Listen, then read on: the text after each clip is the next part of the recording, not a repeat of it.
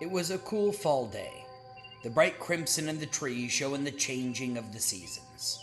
The children have grown to a new season as well, their bodies and minds honed through the training of the master. On the stone floor behind Mr. Adoy's house, the young man and woman wrestle for position, struggling to keep Corbat's size and strength from pushing her out of the boundaries of the stone floor. Luna does a quick sidestep, moving towards the middle of the ring. With the speed of a striking snake, Corbat lashes out with one hand, snatching the flag from her waist. Point, Corbat! Okay, Luna, you only have one flag left now, and then you're out. It's not over yet, Corbat. Enough talk. Back to your corners. Ready? Begin! Charging from his corner, Corbat lunges forward with one hand, attempting to grab Luna's remaining flag. With the grace of a cat, Luna swats away his arm and then spins around his elbow, grabbing his flag as she passes it. Point, Luna! It's a tie! Back to your corners. Next point wins. Ready? Begin! Frustrated at losing his flag so easily, Corbat charges forward again. This time, he uses the length of his arms to his advantage, grabbing her shoulders in a desperate attempt to shove her out of bounds. Luna braces herself against the attack, but is met with such force that her feet begin to slide across the stone floor. As she nears the edge, Luna sidesteps, attempting to slip past his power.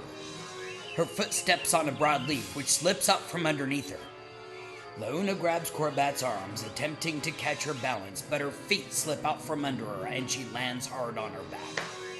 The young man, surprised by this sudden change of position, trips over her body, flipping head over heels and landing face first in the dirt. Match point, Luna! Mr. Adoy walks over and helps both winded students to their feet. No way, I should have won that round. I almost had her out and then she cheated. I didn't cheat, Corbat. I just slipped and fell. It's not my fault that you're so clumsy. Well, I saw someone else use a technique just like that, but it was a lot simpler. He just walked up, kicked the other person's foot, and they came crashing down to the ground. Ah, yes, the sweeping technique can be very effective. Okay then, old man, can you teach me how to sweep? Very well. With the assistance of his walking stick, Master Adoy grabs a broom that's leaning against the house and hands it to Corbat. Gesturing with his free hand, Mr. Adoy requests, "Sweep all of the leaves from the training floor." The young man throws the broom to the floor. "I'm not your janitor. Have someone else do your cleaning." Luna snatches up the broom and begins sweeping the leaves into piles.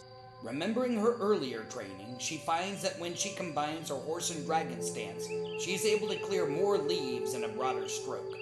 Some of the leaves, however, proved more challenging, fluttering through the air and then landing in the area she had just swept. She pushes on, and finally the floor is cleared.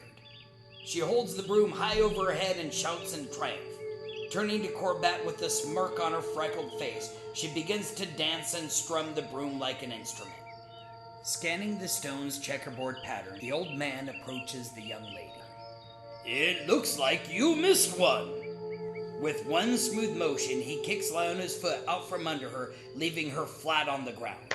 Corbat's laughter rings in her ears as she tries to catch her breath.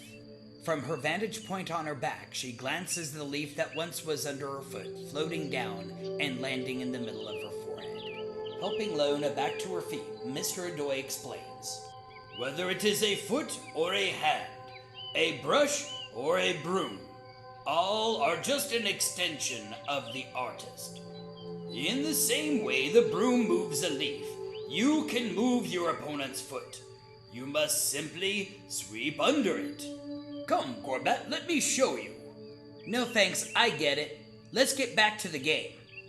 They work hard throughout the day, and when their clothes can hold no more sweat, they take the long trek back to the village.